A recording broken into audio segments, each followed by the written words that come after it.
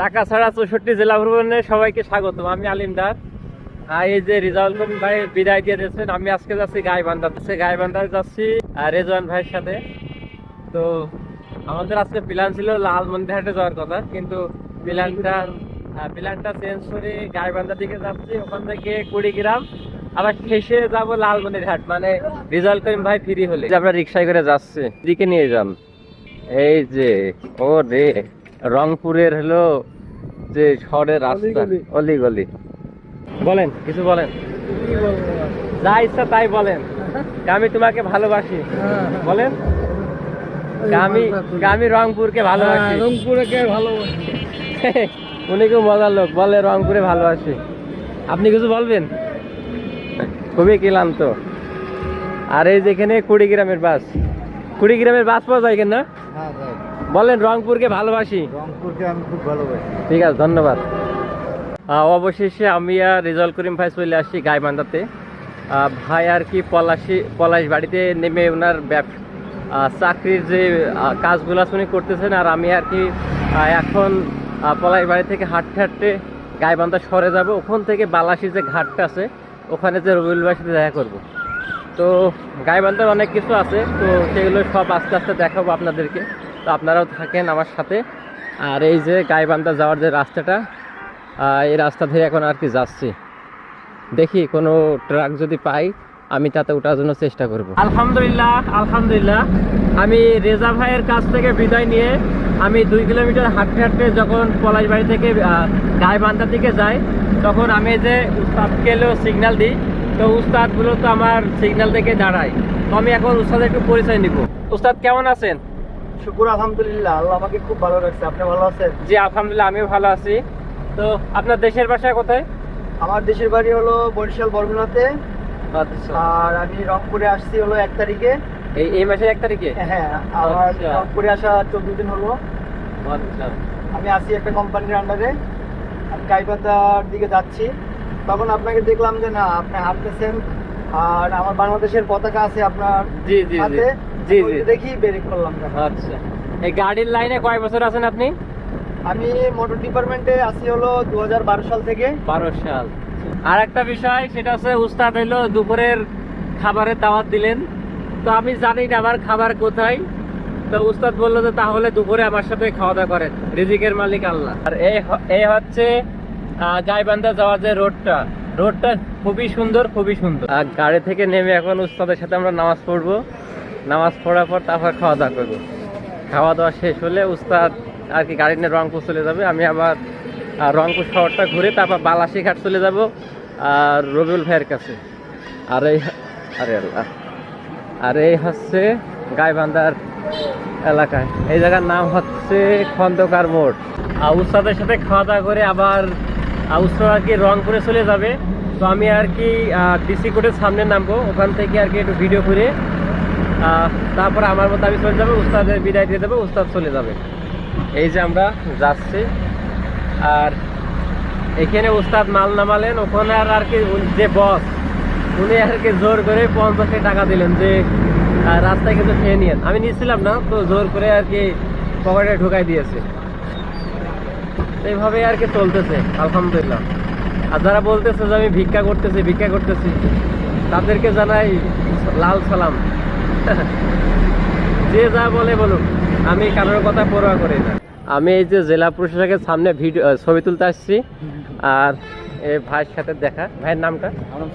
সাব্বির ভাইয়ের সাথে দেখা। ভাই আর কি এখানে ছবি তুলতে হেল্প করলেন। এখন বলতেছে যে চা খেতে হবে। আর এটা হচ্ছে ডিসি চত্বর। এখান থেকে আর কি আমি চলে যাবো হলো বালাসি ঘাট রবিউল ভাইয়ের কাছে। আপনাদের জেলা হচ্ছে 15 নম্বর জেলা। এর আগে 14টা ঘোরা শেষ, গতকালকে রংপুরে ছিলাম, আজকে আর কি ভিতরে। গাইবান্ধা শহর কেন্দ্রে ভেবে দেখার কিছু নাই। সাব্বির ভাইয়ের কাছ থেকে না চা খাওয়া শেষ করে আর কি এখন যাচ্ছে রেল স্টেশন, ওইটা আপনাদেরকে দেখাবো। দেখানোর শেষ হলে আর কি দেখি কোনো কিছু পাইলে তাতে করে চলে যাব বালাসি ঘাট। তো বালাসি ঘাটে ওখানে অপেক্ষা করতেছে রবিউল ভাই। রবিউল ভাই ফোন দিচ্ছেন যে কোথায় কিভাবে আছে এভাবে। আর এই যে এখানে সব গাড়ি তেলের জন্য আর কি লাইন দিয়ে আছে, এখানেও তেলের সমস্যা আছে। তেলের সমস্যা সব জায়গায়। অটো থেকে নেমে চলে এসেছি গাইবান্ধা যে স্টেশনটা, মানে জেলার যে স্টেশন, এই যে সবাই আর কি বসে আছে। আর আমি মূলত এখানে ছবি ওঠার জন্যই আসা, কারণ আমি কোনো ট্রেনে যাব না, কারণ ট্রেনে যাব যেদিন কুড়িগ্রামে যাব ওই দিনকে। এখন দেখি কেউ হেল্প করে কিনা ছবি তোলার জন্য। এই স্টেশন থেকে এখন পুরাতন বাজারে যাচ্ছি রিক্সায় করে। আর গাইবান্ধা শহরটা ভালোই, এখন কি বলবো, আমার জেলার থেকে গাইবান্ধা বেশি ভালো যেটা মনে আছে। আর রাস্তার মাঝে গাছপালা, মানুষজন। আর আরেকটা জিনিস, এখানে ভাড়াটা খুবই কম রিক্সায়, তারপরে অটোতে করে। আমাদের ওখানে যেখানে 10 টাকা ভাড়া, সেখানে এখানে 5 টাকা ভাড়া। তো সেই জায়গা থেকে। আর এটা কি, এটা পার্ক? পার্ক কি পার্ক? এটা হচ্ছে পার্ক। আচ্ছা, এটা হচ্ছে একটা পার্ক, সবাই আর কি ভিতরে বসে আছে। বাহ, আগে জানতে ঢুকতে পারতাম। যাই হোক, আর এদিকে যে রাস্তায় আর কি গাছ লাগানো আছে, দেবদারু গাছ। আর উস্তাদ, আপনার নাম কি? আপনার নাম কি? হাবিবুর। ও রে,